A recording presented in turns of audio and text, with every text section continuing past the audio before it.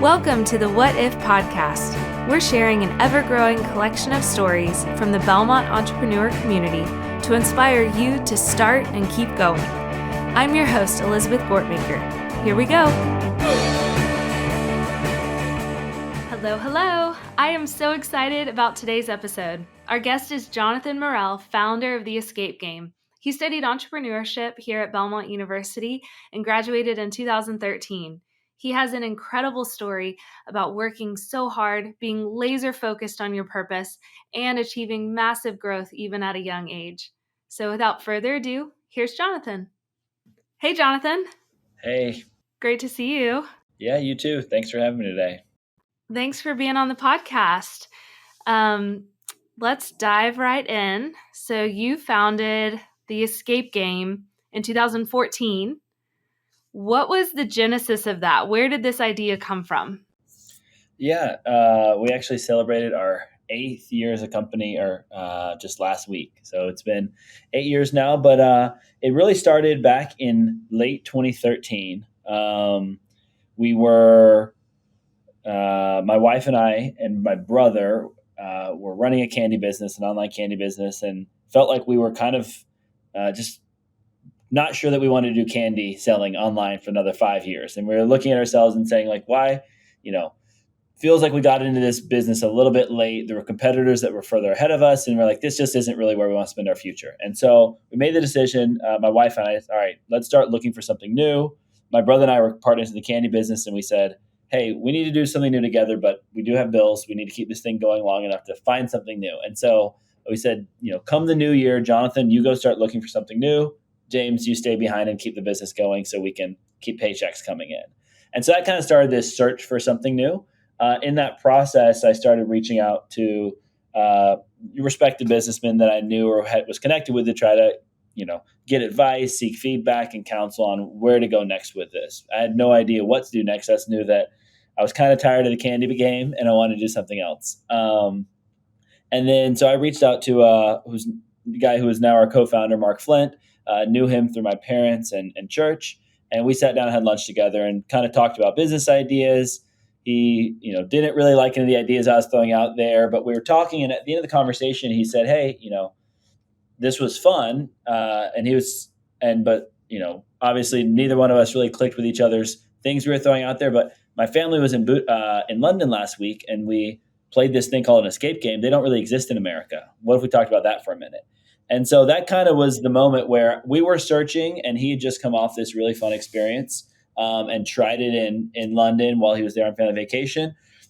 Fast forward a couple more conversations and, we found ourselves booking tickets to Europe to go play escape rooms early on when they had just really started to take off. And at that point, you could count all the games in the world like in the dozens. And there was at that point very few in America, maybe one or two. And so we just got really an early introduction to the concept, thanks to that, he happened to be there, saw it on TripAdvisor and jumped in. And so come January, we followed the plan. We jumped in and said, let's do this thing. The three of us, Mark, James, and myself decided that we wanted to do escape rooms together. We didn't even really know what that meant. And so that started about 6 months of traveling, researching, figuring out what that even means to build an escape room and building store number one right here in Nashville. Wow. Okay. So you just saw something cool, didn't really exist here in the States, and you thought, let's just do it. Let's jump on this and replicate it. And you were very young at the time. Didn't you graduate in 2013? Yeah, I graduated in May, got married in June, and then started working on this business in the fall. So it was a busy season.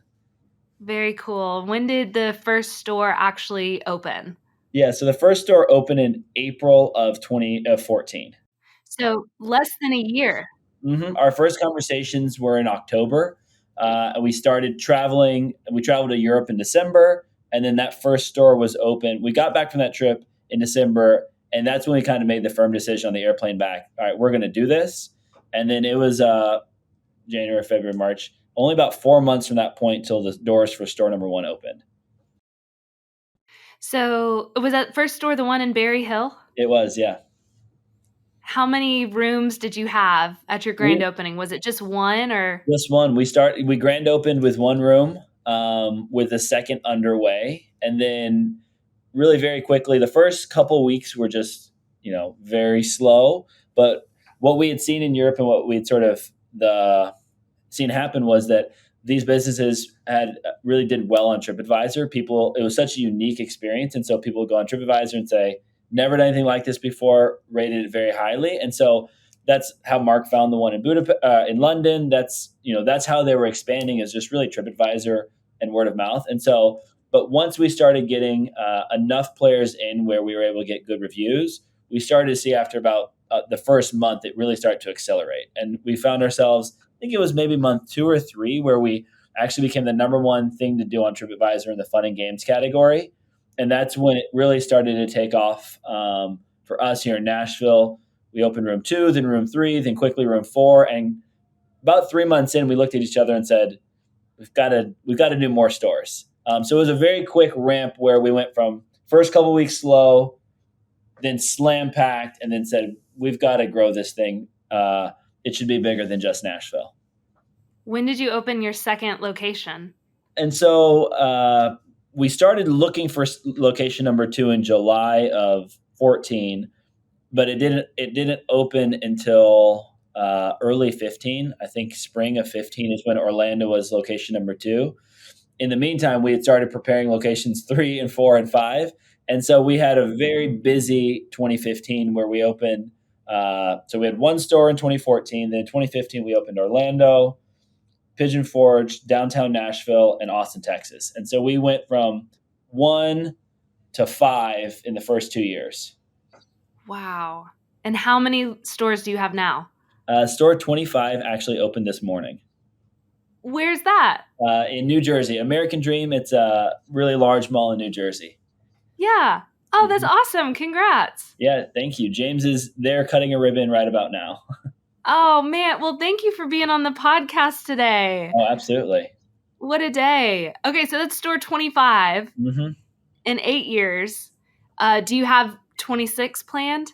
Yeah, we have 5 more openings planned for this year, and so it's always hard to predict.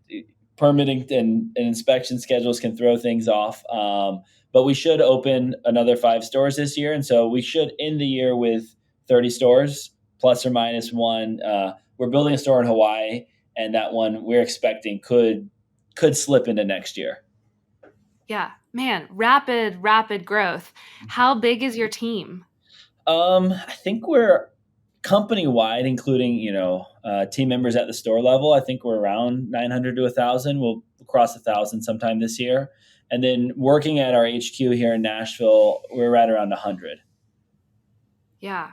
And your office it's so cool. I remember I got to tour it last year with you. Tell us a little bit about, for people that haven't been inside HQ, tell us a little bit about what your headquarters looks like, the office space and then the creative space.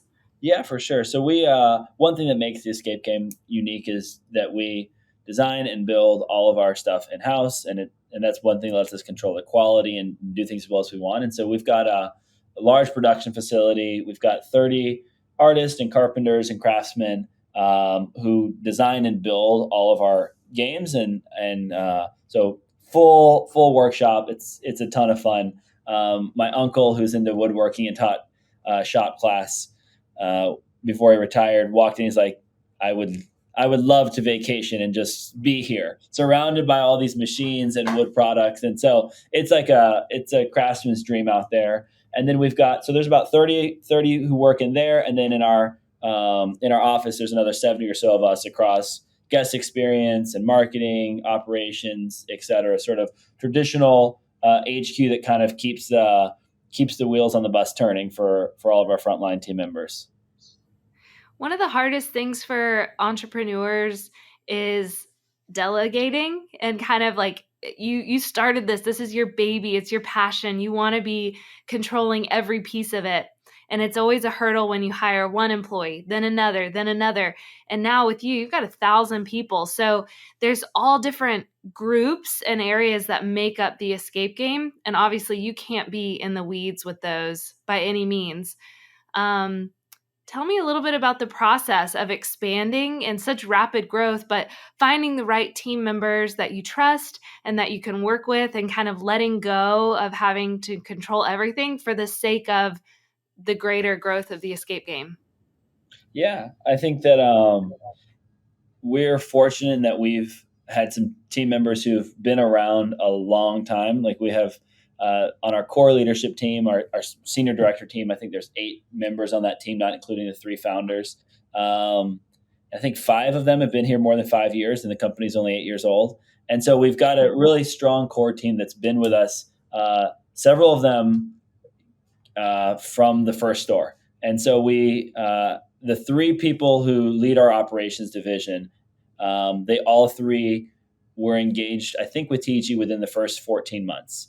And so very early on, and they've been able to, with my brother who leads the daily operations, really like craft a vision for what operations at TG looks like. And then it's been nice that there's been a lot of longevity with some of those early key team members that have grown up with us. I think that the fact that a lot of us were there early on together is part of what's let us feel comfortable passing responsibility on, because we kind of we watched it all come through together and grow together. And so I think there's a bit of that. And I think one of the biggest things for us is the mission and values are so important to how we live and how we coach and train and teach. And so we can feel good that as long as we know the team members accepts those and is willing to live by those, that there's a lot that covers. And so I think that that kind of unifies our culture and decision making. And so it allows us to feel comfortable, at least that we're aligned with how a decision is being made, whether or not we agree with the actual decision. So I think everyone has to get over letting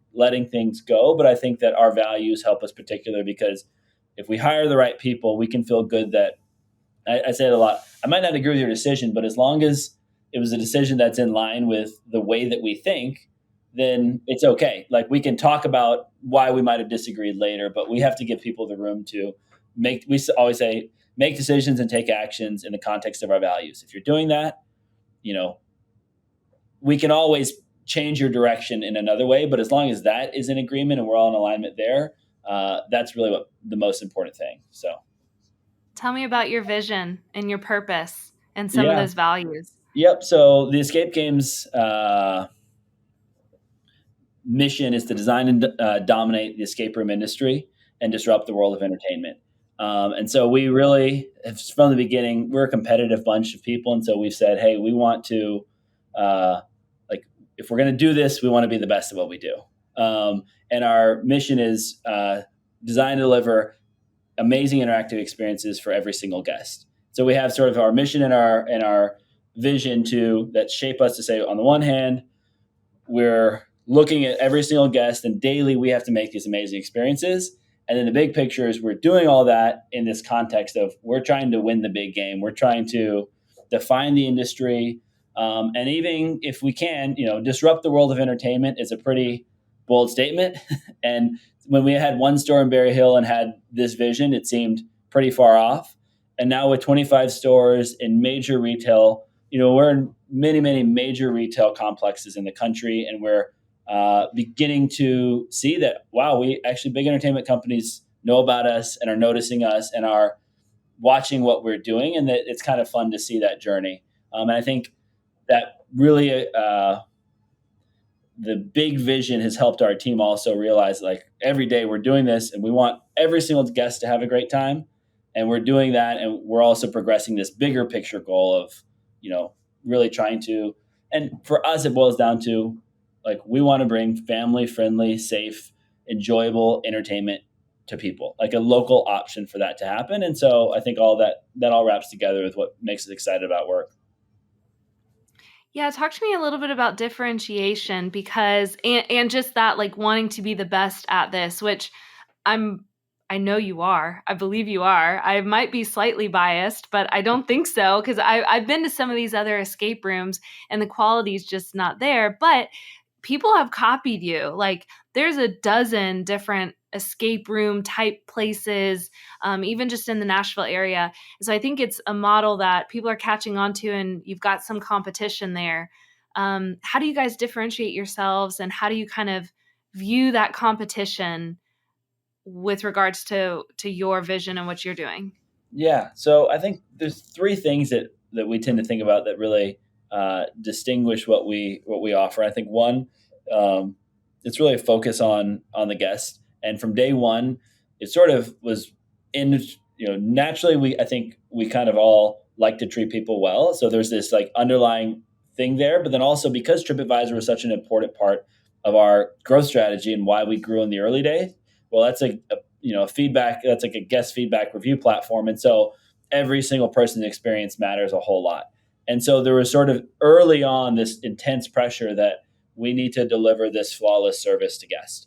And then that was informed really early on too by some critical books that we all read that sort of began to unify what we call like our hospitality strategy.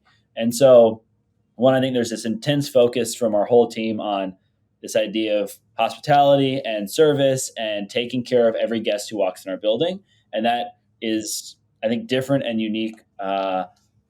It's special, but especially for our category. When you're talking about like, it's a $30 ticket price, it's not this fine dining. Like the book that really shaped the way we think about hospitality was a book by a restaurateur who runs white tablecloth restaurants. And so we took that and we said, how do we make, yeah, that's a $500 dinner. This is a $30 ticket, but can we care as much as they do? And I think that's been, hugely impactful to how TG thinks about hospitality. So I'd say that's a huge piece of it for us. And then our game quality, like I mentioned earlier, we design everything in-house. We build most of it in-house. We occasionally will outsource a piece or two. But we are obsessed with the quality of the content. And so we invest really heavily in what we do in terms of that. I think, on average, we spend between 5 and 8 times what a competitor spends to put a store out. And so that's a huge differentiating factor. And most of that money is going into, what you see. Is our room more immersive? And like, it's hard to spend that much more money without, actually making the room that much more immersive. And so that's really the easiest way to like say the difference that people typically understand is like, we are investing way heavier into this experience. We're crafting it. We care deeply about it. We've always said, from the early days, we want it to be as close to Disney-esque set as we can. Like we want you to walk in that room and feel immersed. And whatever the adventure we're setting, whether it's a space game or a jungle game or a submarine game, we want you to open that door and walk in and be immersed. And most escape rooms aren't doing that or unwilling to do that. We're going to go all the way with it. And I think that sets us apart. And so I'd say it's hospitality, it's our games and what we invest in our games. And I think finally, we also understand that for most people, they want this to be an experience. And that typically a big part of the experience is not just the thing itself, but all the things around the thing. And so we try to go to really high quality real estate that lets this be part of a bigger activity. And so 90% of the people who play with us are having a meal before or after. They're partnering our experience with something else. And most escape rooms go to really bad real estate. They select something that's cheap, something that's out of the way, that's inconvenient, and they assume you'll come to me, if you want to play. And we kind of, from early on, after store number 1, starting in store number 2 and beyond, we took the opposite approach and said, let's go where people are already going, where they're already congregating and feeling good and comfortable going, where they already find themselves on Friday night. Let's make it really easy to do that dinner and a game, or a game then dinner, or shop then game then dinner. And so let's make it really easy to put all that together. And so we have intentionally invested significantly in real estate. And we typically look at a market and say, where's a place we can go where locals are going and they're regularly going there to eat and be entertained. Tourists are going there. Where can we go where all this stuff is happening and already happening? And let's go be a part of that mix. Because we're like, if we're going to care this much about the guests, we want to serve a lot of them. If we're going to spend this much on the games, we need to get a lot of players. And if we're going to do those two things, we better have good real estate to bring it all together. Yeah, that's brilliant. And I totally, like, thinking through some of your stores, like Houston at City Center in Houston, like that's exactly it, or downtown Nashville or some of these other places. Like, yes, people are there, people are doing other things, they're already with a group, and this is a nice experience that ties in with a nice area with a lot of activity. Yeah. Okay. So let's talk about you a little bit. I'm so curious. You came to Belmont, you studied entrepreneurship. Was that something you always knew you wanted to do? When did that entrepreneurial bug kind of hit you? And when did that journey begin for you? And what were you like growing up? That's a good question. I came to Belmont. I actually started in the finance department. I think I was finance to the end of freshman year, and then I was not enjoying it and not very good at it. And so, but I found myself. I'd been taught. I found myself one of the finance professors who I kept asking business questions to referred me to Dr. Cornwall because my questions were not about finance. He's like, "Why don't you just go sit down with Dr. Cornwall?" And then that was sort of my introduction to the entrepreneurship department at Belmont. Was I was seeking advice around some bad idea that I had as a freshman, and I was pointed to Dr. Cornwall, and then quickly made the decision that once I learned from him about like what he did and what that whole department was about, I was like, that's definitely where I should be. And so I switched majors. I don't remember if it was end of freshman year or beginning of sophomore year, but got out of finance, switched to entrepreneurship, and thoroughly enjoyed it the whole time at Belmont. And then I grew up in the Philippines, and so parents were missionaries there. I think Really? that, yeah, I didn't. Were you born there? I was born there and lived there until I moved to Belmont. Really. No way. Hmm. That is so fascinating. Where are your parents? So they actually split their time now. So they spend half their year in Nashville, half their year in the Philippines still. Wow, that's incredible. So you came from so far away. Like, why Belmont in the first place? Yeah. So my two brothers Nashville had started to become sort of home for us in the US. And so they both are older than me. They went to Lipscomb. And so I had one brother who just graduated, one brother who was at Lipscomb. And I played tennis. And I was actually the Belmont tennis coach was one of my tennis coaches in high school. And so whenever I was in America, I would practice with him, and he was my coach here. So it was just sort of a natural. So I went to Belmont and played tennis freshman year and sophomore year, and I quit at the end of sophomore year because I'd gotten very busy working. Sure. Okay, wow. Well, I cut you off a Belmont little was bit. really a So, tennis decision, and then finance was an afterthought, and then turned into entrepreneurship. and then you met Dr. Cornwall, and your life has never been the same. Exactly. That's how it goes. Yep. So, how involved were you with all the entrepreneurial programs on campus when you were a student? Um, I would say medium involved. Maybe I was in one of the mentorship groups with John Work. And so I Yeah. think that was like once a week for at least like 2 years. I think that I was in that group, and so that was Yeah.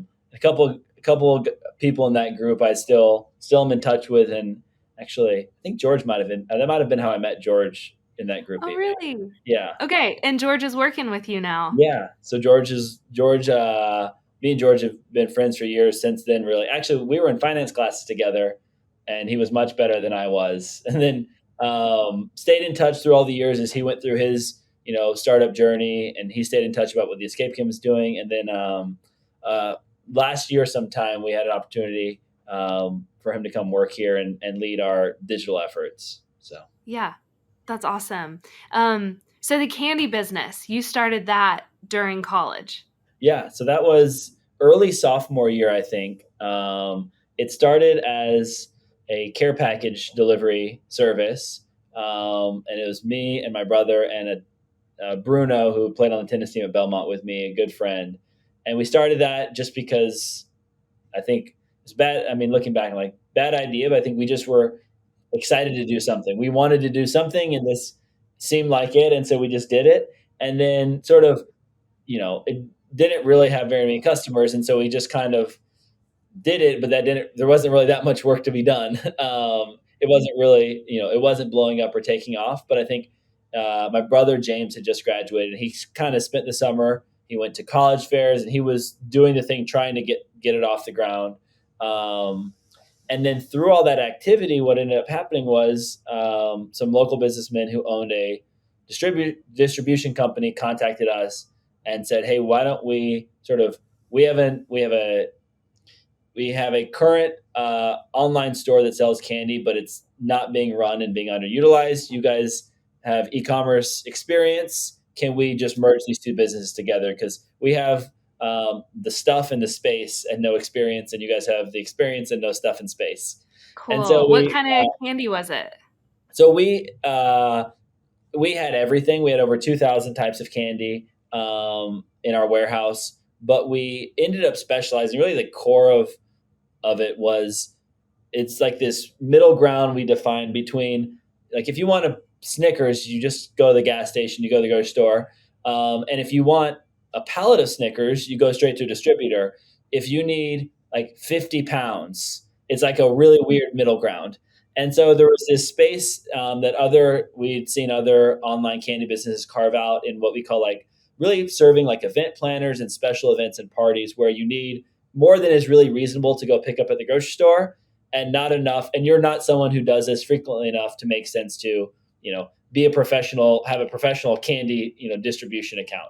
And so we found this sort of middle ground and started to build a really fun, it was very fun business in there. Grew our warehouse. We ended up with, I think we had about 15,000 square feet. We had to move 3 times over 2 years. So we kept outgrowing our warehouses.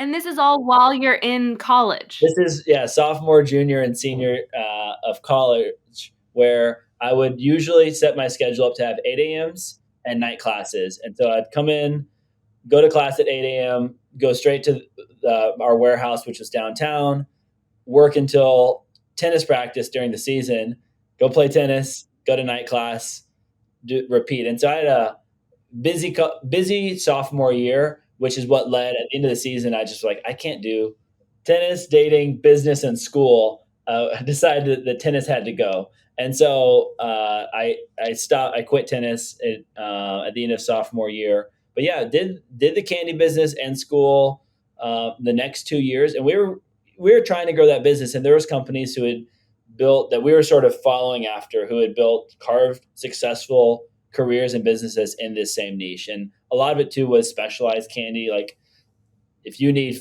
20 pounds of blue candy for a baby shower, that's the kind of person who's coming for this. And so we had aisles and aisles of just blue candy, gummy bears, M&Ms, whatever, gumballs, large gumballs, small gumballs, whatever you want in whatever special color.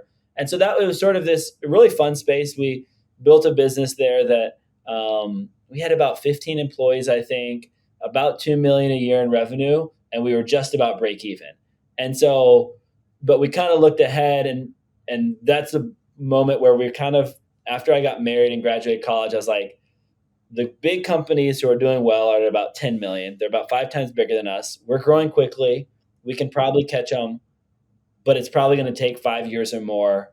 Do I want to put the next 5 years into this business? One where we've, to be honest, probably entered it 2 years too late. And I think we just were having these kind of sobering, realistic conversations with each other, me and my brother and me and my wife, Mariah, saying like, it feels like we're on the backside of the wave where it's no longer easy to build a business. It's like a hard time to enter the industry. We're cracking away at it. It's working well enough, but it wasn't exciting to us. And it wasn't what I felt, wanted to spend the next 5 years doing. And so that's getting back to the story we started with earlier. That's sort of that moment where we're like, all right, let's look for something new. We kind of just were at this place where it was working, but wasn't working as quickly, and just didn't feel like a good fit anymore. It was an incredible college experience, I guess. Like to be able to do that and gain that practical experience during college was, super valuable, and we're thankful for it. Yeah, I mean, that's what I say to so many college students is like, just try it. Even if it's not what you end up doing when you graduate, there's really no way to know if it'll work, if it won't work, if it leads to the next thing. There's no way to know unless you just start it, unless you just go for it. And when you're young and when you're in college, you have so little risk, besides like maybe ego, I don't know, or just time. But yeah, I really love that what propelled you to be able to be right out of college and to just jump into the escape game and go full on at this new endeavor? Well, it was probably that you had tried and worked so hard and you built up that confidence. And so you knew, I can work hard and I can succeed. I just have to find what I want to succeed at. And you had the ability to let go of something that could have been fine for the sake of jumping into something that's great. Mm-hmm. Yeah, absolutely. And we always make fun of our third brother, who, when we were talking about maybe making this jump, he was like, "Guys, I don't know. You've got something that's stable and growing, and you've been invested 3 years into this other thing. Who knows? It doesn't really exist yet. There's no telling what it's going to be. It seems like kind of a risky thing. Maybe you should stick with what you've got." And so, every now and then we remind him of that bad. He usually gives fantastic advice, and he's the wisest of the three of us. But we always, every now and then, remind him of his advice to stay with candy. You're like, we're opening up a store in Hawaii, but man, we really miss the candy industry. We could have kept packing bulk boxes of candy and putting ice in there to hope it doesn't melt. Yeah.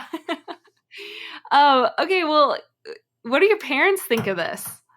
Yeah, they've been supportive the whole way through. They're excited, obviously excited for us. Anytime they're in a city where we have a store, they like to go by and take pictures or meet the manager there. And so I think that they're happy that we're enjoying what we're doing, and yeah, they're really proud of us, I guess. I'm sure they are. Do you guys have plans to expand internationally? We've talked about it since day one, but really, we feel like there's so much opportunity in the U.S. We know we will one day, but it's not on the immediate horizon. We tend to make kind of a running 3-year plan, and every January we kind of update it for the following 3 years.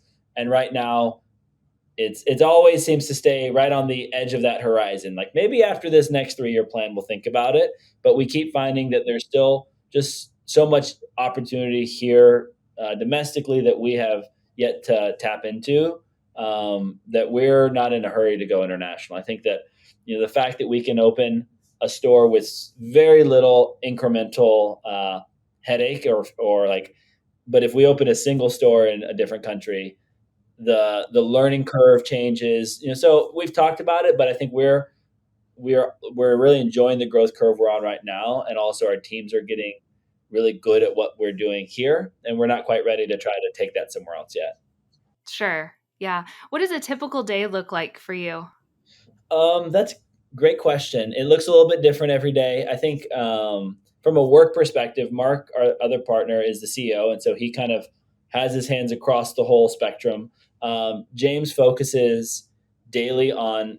He is our chief operating officer, but with an intense focus on sort of people, so company wide, like people issues, HR, culture, but then with a main focus on the daily operations of our stores. So leadership development of our managers, making sure that when we open a store, that's why he's there today, cutting the ribbon. He's the one who ensures that the stores work well, and they do such a fantastic job of that. And then I'm focused more on I guess, kind of two categories. One is what things that get stores open. So real estate and site selection, production, manufacturing, construction, architecture, all the way till the doors get open for a store. And me and James kind of have a handoff moment that now happens with our teams. Instead of, it used to be I would literally hand it to him, but now our teams are doing this transaction where once we have the certificate of occupancy, once the building's been cleaned, I'm kind of done. And that's when he and his teams take over, and they do their training, they do their onboarding, they do a grand open ribbon cutting like they did today. Um, and then, so that's kind of where my day to day is. It's typically working on to get new units open. And then also, I work with the marketing team. So we also go back and keep the stores full. So I think my focus tends to be marketing, and then anything to get new units open and kind of growth. You talked a little bit about in college, especially that sophomore year where you were doing so much. I'm sure it was like 24 hours a day. Jonathan was on and busting your butt. Um, what does that look like for you now? Like, are you still the typical entrepreneur who never sleeps, never stops? Or how do you find balance? Yeah, thankful for Dr. Cornwall helping me find that, because I think early on I definitely had a tendency to just work, work, work, work, no matter what. And I think two things kind of happened simultaneously. Well, I guess a couple things came together. Dr. Cornwall had been telling me for years that that was not good, and that was sort of always in my head, and I was hearing that, but I think ignoring it. And then I got married, and my wife started telling me the same thing, and and so that really helped. And so it was still a process, though. In the first couple of years, I think you're still young and you don't have kids yet. It's a lot easier to keep running like that. And then, but me and my wife were talking. She's like, once she got pregnant, she's like, slow down is coming. You're about to have a child. And I knew that and I wanted that, but it still took time to sort of adjust, adjust sort of like my work velocity, I guess. And, but now I've got two kids, a 4-year-old and a 2-year-old. And I think the balance right now is really good. I think that, travel schedule is light and manageable. Home by dinner every night because I'm like I'm going to get home and see them and put them to bed and have dinner with them and play. And so I think it's far more important than my work, and so I have to prioritize it accordingly. Yeah, man, I know it changes you so much having kids. I've got two the same ages as yours, and it's like I'm not willing to miss bedtime. Yep. Yeah. You got to be there. Um, so with the escape game, there's so much there. I know you have such a passion for this and the customer experience and just everything that you've built and everything that you will build down the road. What excites you the most about it? Like what gives you that like fire in your belly about your job? Yeah, gosh, I think there's a couple parts to it. I think one, like I love the fact that we do escape rooms. I always tell people that like I'm not uh, I enjoy the process of doing business and work more than I think I could find myself doing any number of different things. And so but so my enjoyment isn't derived as much from the fact that they're escape rooms, but I love the idea that we are providing entertainment and serving people, and that people, really, really enjoy the time that they spend with us and get a good value for what they do. Like I enjoy reading their reviews, and so I think that gives all of our team a lot of satisfaction that we can create these memorable moments for people. I mean, one of our internal slogans is like, how do we create memorable moments for people and that they can walk away with? And like, we tend to also see our games as they're usually used for special occasions. So it's like even puts more pressure on us to be like, this is someone's birthday, this is an anniversary, this is, something, this is friends are in town that you haven't seen in a while. Like, how do we make that special? So I think that is an enjoyable element to the job. And then I really think the people I get to work with, like I said, we're blessed with some people who've been around a long time, who've been with the company a long time. So I think that makes it very fun and special. I think for all of us too, seeing people get opportunities and grow their careers is super exciting and fulfilling. I think 23 of 25 of our GMs started as game guides at the company. And so, here's people who came in as frontline team members starting, anywhere from $10 to $15 an hour, depending on the store and the city and the year.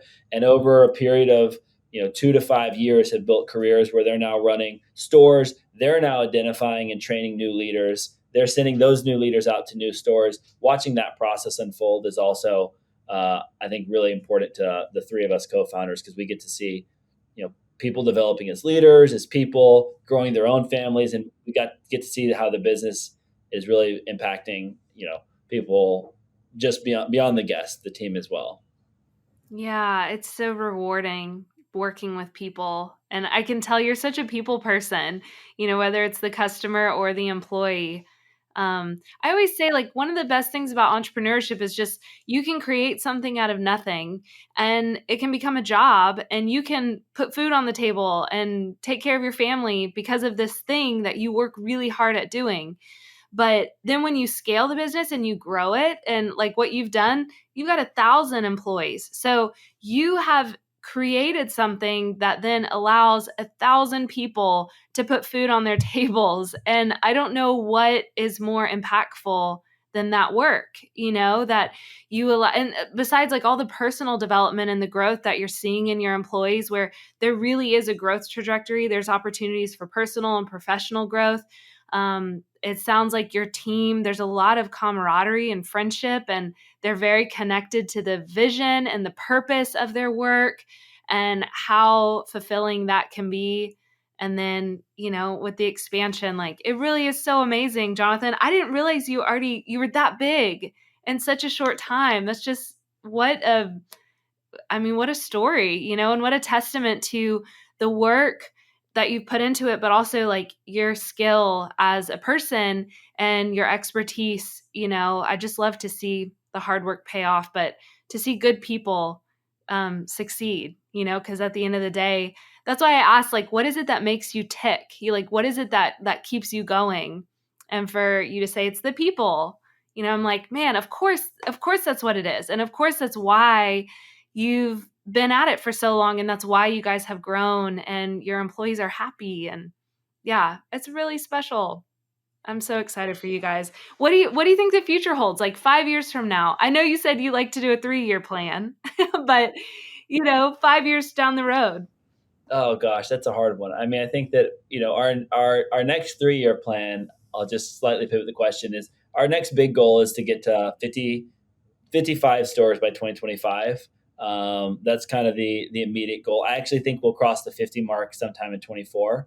So I think we're looking at that and just saying, how do we continue to define and dominate the escape room industry? And then if that leads to the broader world of entertainment, we're open to that. I think there's always this idea that maybe the escape game will ultimately provide more than just escape room experiences, because I think what we've learned and developed as skill sets are applicable to other types of entertainment. And so I think we have a great creative team and we have great operations teams. And so I think, who knows, like we talk often about, should we do more than just escape rooms, and should we use what we've learned to expand? But we also want to be very careful and thoughtful about that, because it's a lot, and it's taken us 8 years to get good at the one thing, and we want to be careful before that we really know what we're doing before we try to do another thing. But I could see us in the future doing more broad entertainment. I think we all like the idea of location-based entertainment and local entertainment versus so the idea of like, what are other things that people would go to their local hotspot to enjoy other than just escape rooms? And that's a question that we often wrestle with. What stands in your way? I know it's not all roses and easy peasy. So for you guys to hit 50 stores, what are the big Yeah, hurdles? you know, um, there are hurdles. Trying to we're sort of. I think one reason that we're growing the way we are, I think, is we have a great, credit to my brother, not to me, is a great operations team, and we have an ability to fill stores with great team members and that are driven by the mission and the values. And we have so many connected and bought in team members that I think for most retail businesses our size, and what all of our peers say and people I know in this industry and similar ones, is people are really our constraining factor. And I think we have this luxury of saying they're not really our constraining factor. If we wanted to open 10 stores next year, which is the current plan, I think most people would say, well, finding 10 GMs is going to be the hardest thing. But because we're not going to go look for 10 GMs, we have them. They're just currently AMs. And so it's about making sure that we can develop them quick enough. And so I think we have the benefit of a great pipeline, and we've been able to do it so far. And I'm confident they'll be able to continue to do that. But I think we are better at doing that than most of the other companies that I encounter, because they look at a store and say, we need to go hire an experienced GM for this. And we look and say, we got to grow a TL into an AM into an experienced GM, and we need to get them out to the store. My brother-in-law, who's only 19, and he started as a game guide, I think about a year and a half ago, and he just kept working, worked hard, found himself in the right place at the right time a few times. But because of how quickly TEG is growing, he found himself as a TL. But then his manager got promoted to a HQ job working on the whole region.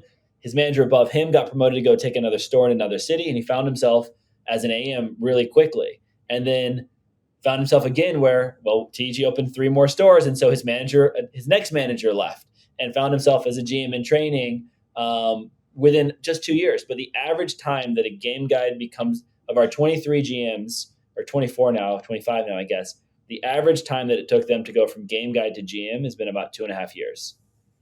And so we tend to say, like, if you can come in as a game guide and stick it out and be excellent, live by the values, do that, because of how quickly we're growing, you're going to get these opportunities to keep moving up the ladder. And so I love, getting to see Eric's journey. Is sort of, it's right, actually pretty much on par with what our average journey is, but he was just good and excellent at walking through. But now, by the time he's 21 or 22, he might have an opportunity to be a GM.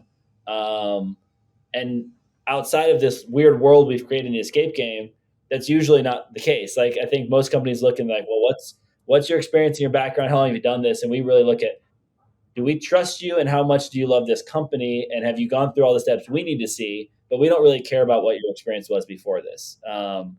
We don't care any of that. Like, do you look, can you run our rule book and our playbook? And if you can, then here's a great opportunity for you. Yeah, man. What's your what advice do you have for young entrepreneurs who are just starting out, or maybe have an idea? Yeah. I think my tendency is to start doing something. Don't don't overthink it. I mean, I guess you can underthink something, but just go start. Because I'm like, if we had really stopped and pondered and waited, we probably never would have started Dorm Food. If we had never started that, the candy opportunity would have never come to us.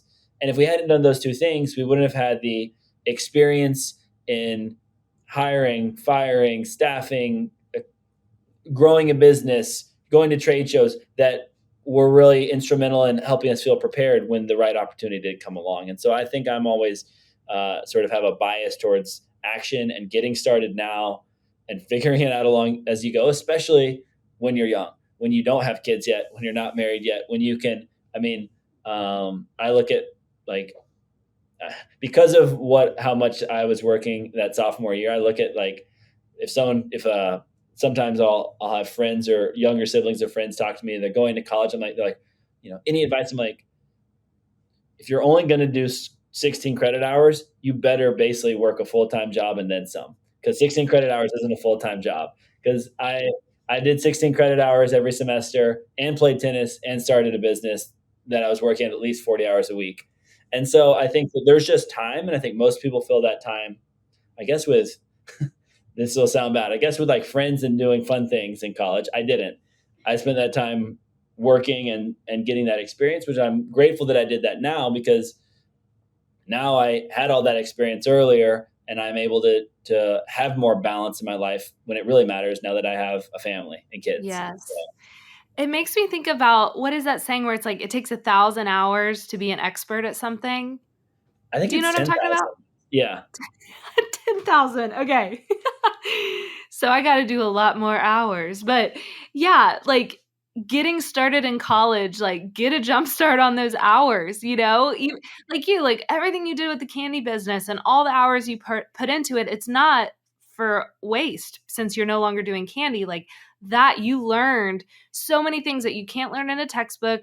You can't learn just when you're older. You got to just do the work. And yeah, so you just did it. You got started, and that freed you up a little bit now.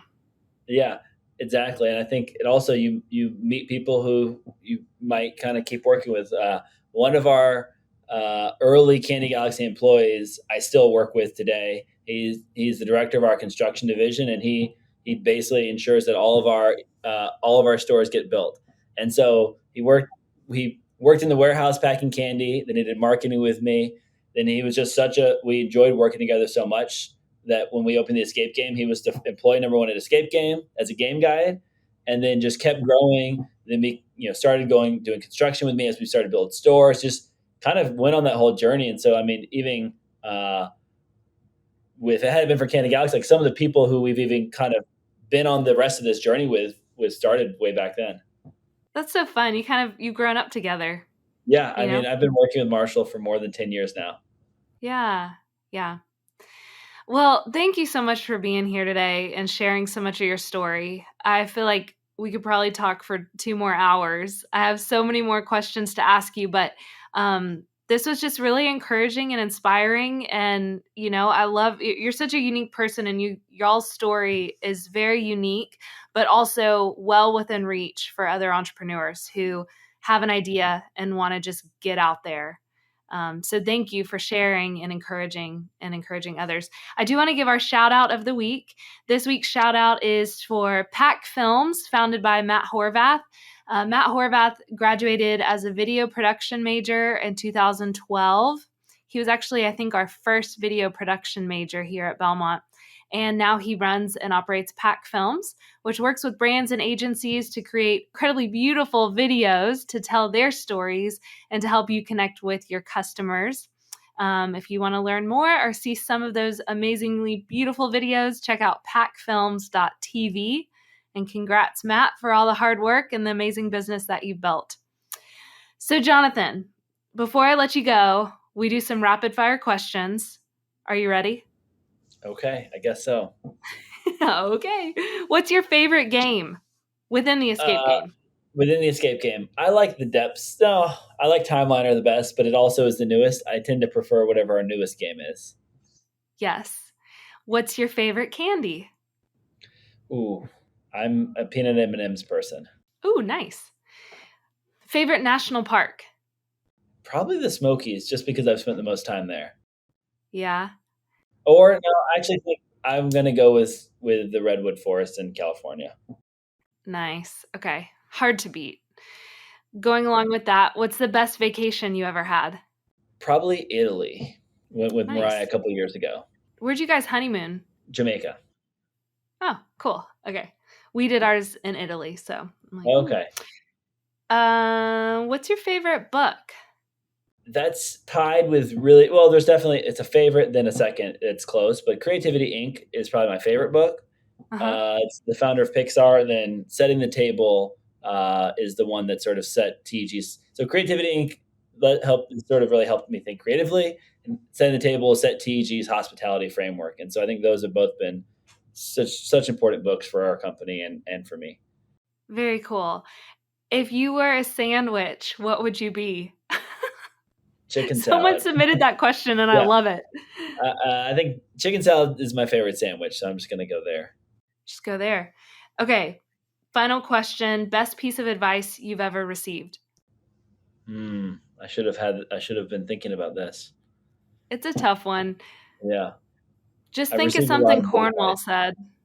Yeah, I think stop overworking and prioritize your family.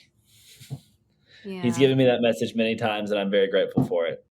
Well, Jonathan, we are grateful for you. I think, on behalf of all of Belmont, seriously though, congrats on the hard work in the last 8 years.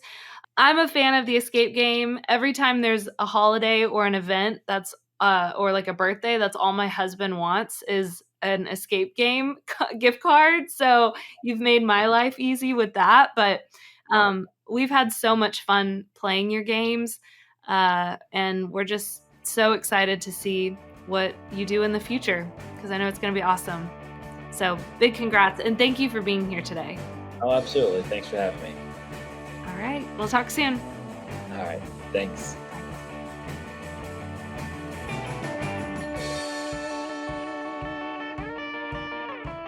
Thanks for listening. What If is produced by Old Soul.